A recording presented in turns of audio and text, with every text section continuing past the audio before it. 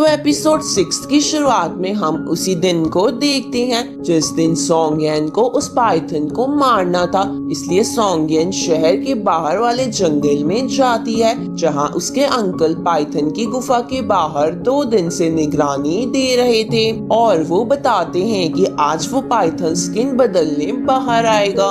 इसके बाद वो सब अपनी अपनी जगह लेने लगते हैं, पर उससे पहले वांग सेंग सोंगयन को बात करने के लिए एक डिवाइस दे देता है ताकि मुसीबत में वो उसे बुला सके। फिर वांग सेंग अपने एआई सिस्टम को कहकर ड्रोन्स की मदद से चारों तरफ का एरिया स्कैन करता है। तभी उसे सोंगमिंग की बात याद आती है जिसने बताया था कि वो पाइथन बहुत खतरनाक है। इसलिए वांग सेंग अब अपनी स्नाइपर लेकर दूर एक जगह लेट जाता है। इधर सोंगयन का अंकल उसे कहता है कि उस गुफा के अंदर स्किन बदलने की ज्यादा जगह नहीं है, इसलिए वो पाइथन जरूर बाहर आएगा। तो वो दोनों अब इंतजार करते हैं। जहाँ इंतजार करते करते शाम हो जाती है और वो पाइथन बाहर आता है और चारों तरफ अच्छे से देखने लगता है कि कोई उसके आसपास तो नहीं है जो उसे स्किन बदलने वाले समय में नुकसान पहुंचा सके, पर उसे कोई भी नहीं दिखता क्योंकि अंकल और सोंगयन छुप चुके थे।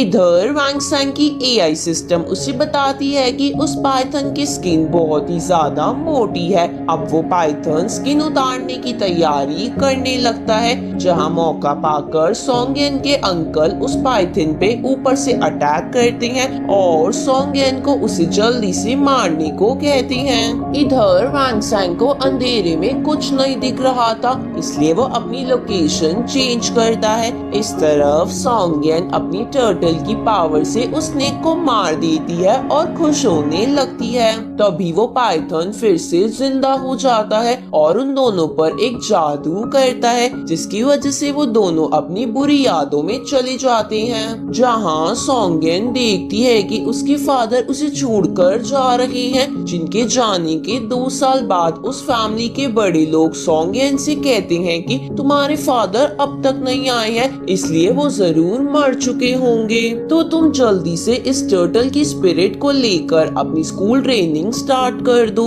ये देखकर सोंगयन हैरान हो जाती है क्योंकि उसकी फादर उसे 9 स्टार व्हेल की स्पिरिट देना चाहते थे ताकि वो आगे चलकर सोंग फैमिली के लीडर बने, पर उसकी फैमिली के लोग उसकी बात नहीं मानते और उसके साथ बुरा व्यवहार करते हैं। इधर उस अंकल को अपने सपने में सोंगयन की फादर दिखते हैं जो सोंगयन की रक्षा करने के लिए उससे वादा लेते हैं, पर कहीं न कहीं वो अंकल महसूस करता है कि वो उस वादे को नहीं निभा पा रहा है। तभी वांग सेंग उन दोनों को अपनी स्नाइपर से एक जगह खड़ा हुआ देखता है जिनके सामने वो पाइथन था, इसलिए वो सोंगयन से कांटेक्ट करने लगता है जिसकी वजह से सोंगयन अपनी यादों से बाहर आ जाती है और वो अपने अंकल को भी यादों से जगा देती है। जिन दोनों के जगते ही वो पाइथन सोंगयन पर अटैक करता है, पर सोंगयन के अंकल उसे बचा लेते हैं। तभी वांग सेंग एक फ्लेयर की मदद से उन दोनों को उस डायरेक्शन में भागने को कहता है,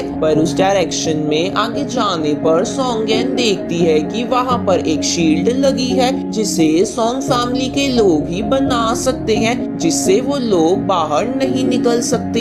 ये देखकर सोंगयन को लगता है कि उसकी फैमिली के लोग उन सबको वहाँ मारना चाहते हैं, इसलिए उन्होंने ये शील्ड बनाई है ताकि वो पाइथन उन्हें मार दे। तभी वो पाइथन वहाँ आकर उन पर अटैक करने की कोशिश करता है, तो वो अंकल उस पाइथन से लड़ने लगते हैं, पर वो उसके सामने टिक नहीं पाते।